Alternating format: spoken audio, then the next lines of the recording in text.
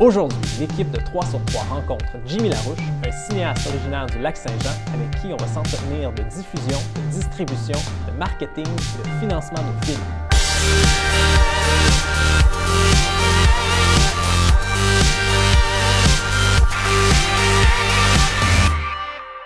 Ben, salut Jimmy, je suis content de te voir, je suis content qu'on se rencontre. Sorti un film, tu vas t'apprêter à en sortir un deuxième long métrage. Ton seul film, tu as fait des cours avant ça. Je voulais surtout jaser d'argent avec toi. Parce que j'en ai pas, hein? T'en as pas, parce que comme tous ceux qui font des personnes. films n'ont pas d'argent. Non, je voulais savoir un peu comment tu arrivais justement à financer tes films. Mais première chose, je voulais savoir un peu comment tu en es venu à tourner des films, d'où tu es parti, c'était quoi un peu ton background scolaire et personnel? Okay. Ben, mon background, t'en connais une partie, parce que la deuxième partie de mes études, on l'a fait ensemble quand je suis retourné aux études en cinéma. Mais avant ça, je viens du Lac-Saint-Jean, je viens d'Allemand. J'ai étudié au cégep en sciences humaines, économie et gestion. J'ai tout le temps étudié dans l'optique de ne pas me fermer de porte. Puis quand il est venu le temps d'aller à l'université, je ne savais pas du tout où aller. Je suis allé voir l'orienteur, j'étais 60... Il y a des choses que j'étais très basse dans mon profil, mais j'étais 90% artistique, 90% entrepreneur. Puis il m'a suggéré d'aller étudier en administration et peut-être d'ensuite, il n'y a rien qui m'empêcherait de développer mon côté artistique parallèlement à ça. Je trouvais que ça faisait du sens, ce que j'ai fait. J'ai fait un bac en marketing à l'université de Sherbrooke.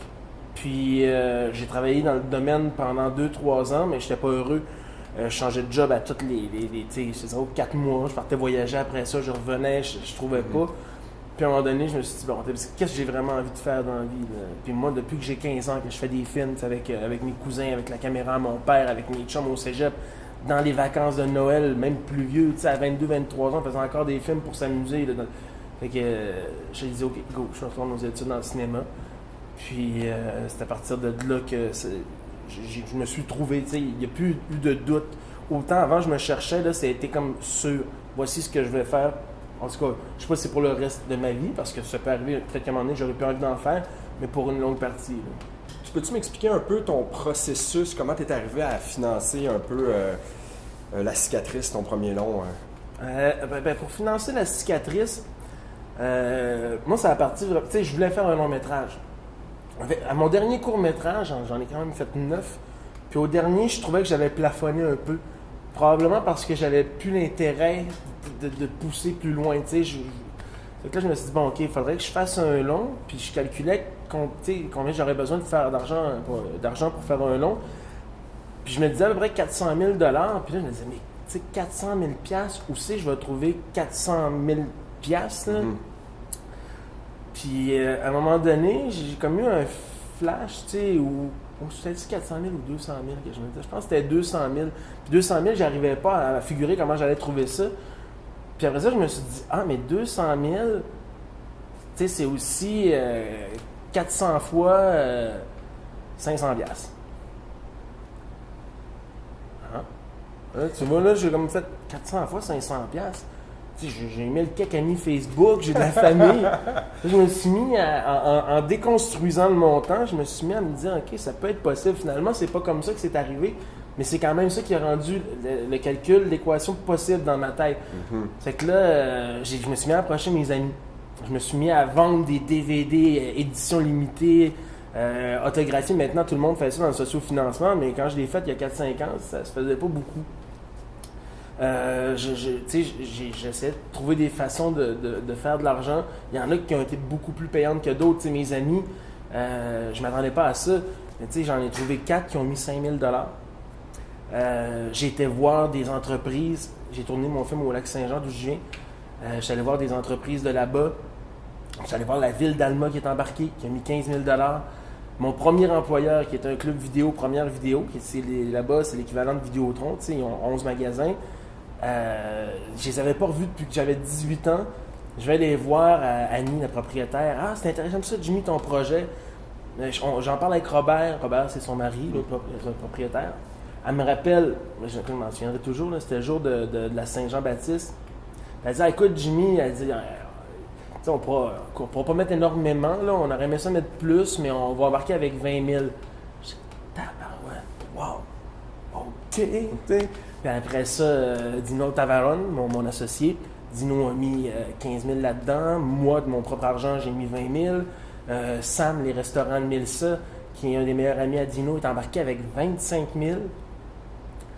Puis tranquillement, pas vite, tu sais. C'était des gros montants quand même. Ben oui, tranquillement, pas vite, on a bâti de quoi. Là, je me suis trouvé des partenaires en production. Patricia Diaz, qui, là, elle m'a fait découvrir l'existence des crédits d'impôt. Je connaissais même pas ça, je savais pas comment ça fonctionnait du tout. On a réussi à aller chercher un autre 100 quelques mille en crédit d'impôt. Puis là, ben, en bout de ligne, on avait de vrai argent. On avait pas loin de 210 000. Puis là, tu embarques les différés. Les comédiens ont tout embarqué à 50% différés. Les techniciens ont tout embarqué à 50% différés. Ça fait qu'on s'est ramassé avec un budget de 400 000 au final pour faire le tournage de La Cicatrice. As-tu fait des demandes à la SEDEC, téléfilm, ce qui est le chemin habituel là, pour un long métrage?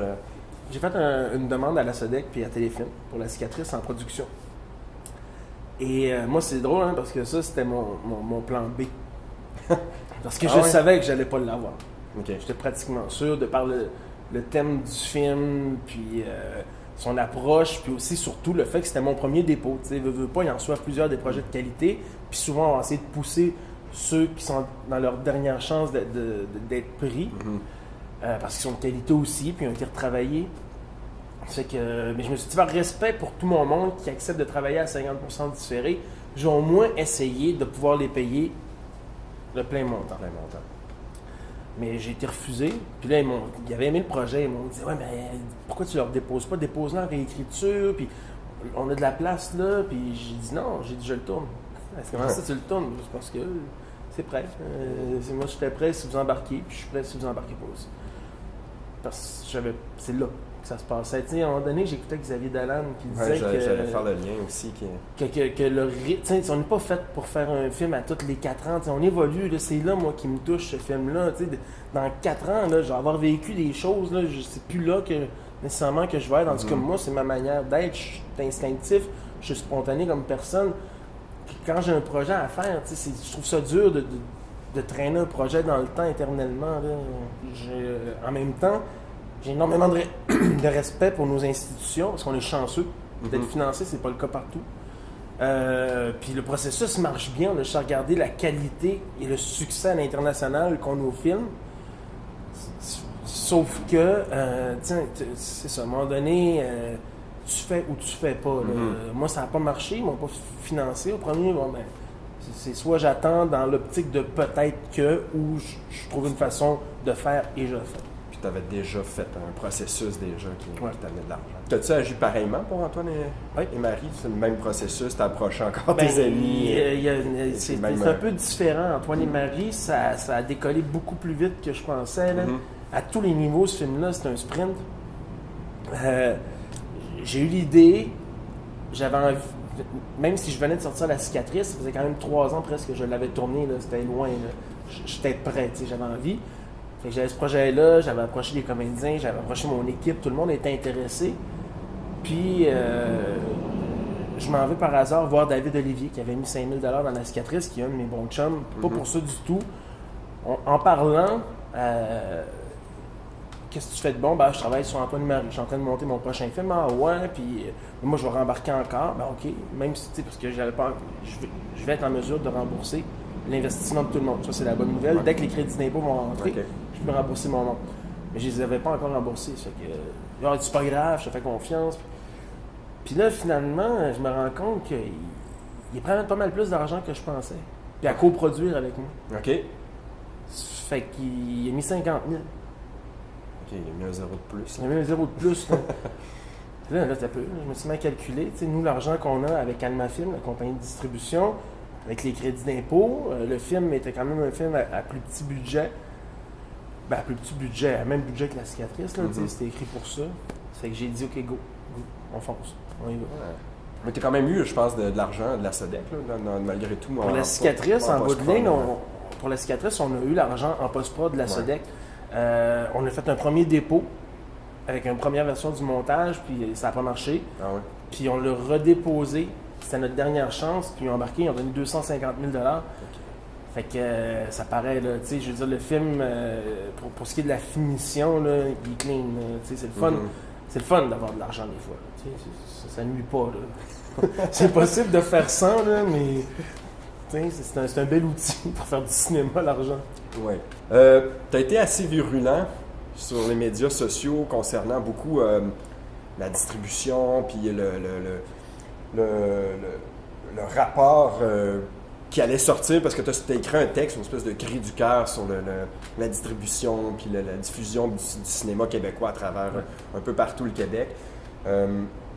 C'est ça, tu l'as écrit un peu avant le rapport qui est sorti.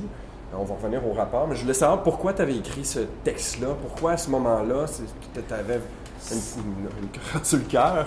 Ouais, ben j'avais une crotte sur le cœur. J'avais une crotte sur le cœur parce que j'ai vécu des choses en distribuant aussi moi-même la cicatrice. On a fondé une compagnie de distribution, Patricia Diaz, qu'on distribue.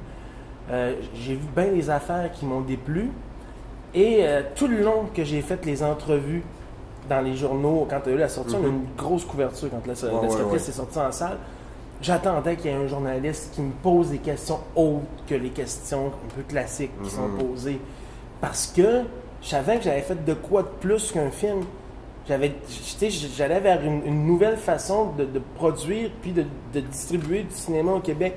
Puis personne n'abordait ça, puis j'avais envie de parler.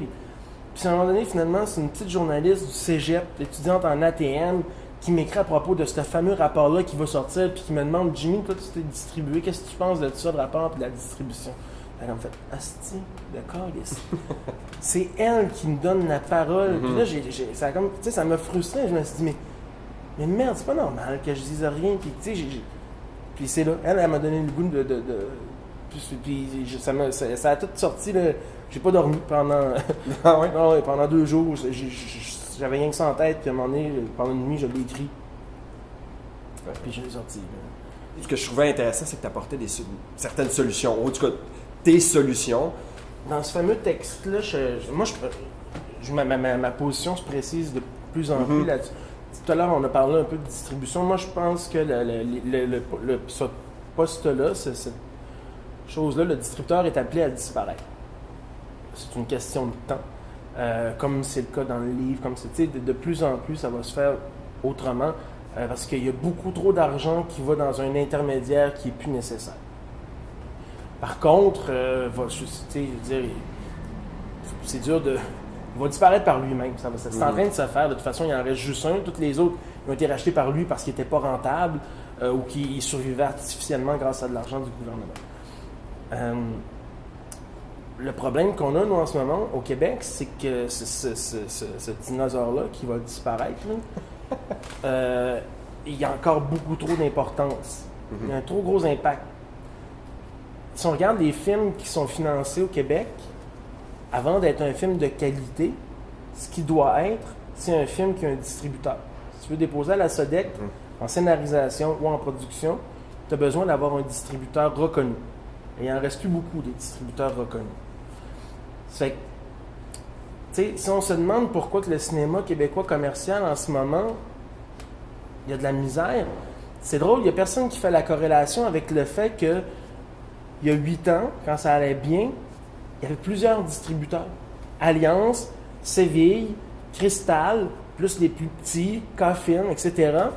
C'était pas un seul et même distributeur.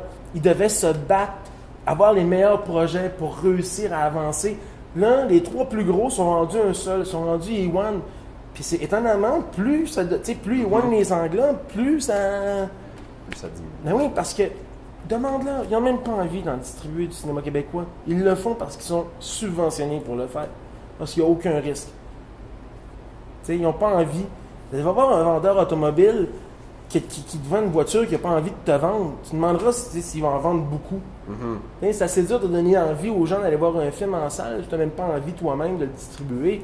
Puis les choix qu'ils ont faits dernièrement, là, on reproche quasiment au cinéma dit d'auteur d'avoir du succès, mais on parle beaucoup des films de Sébastien Pilote, des films de Raphaël Ouellette, des films de Dolan, parce que si bas, ils ont du succès partout. Écoute, ils se ramassent à Cannes, gagnent des prix à Carlo Vivari, ils sont vus partout à travers le monde.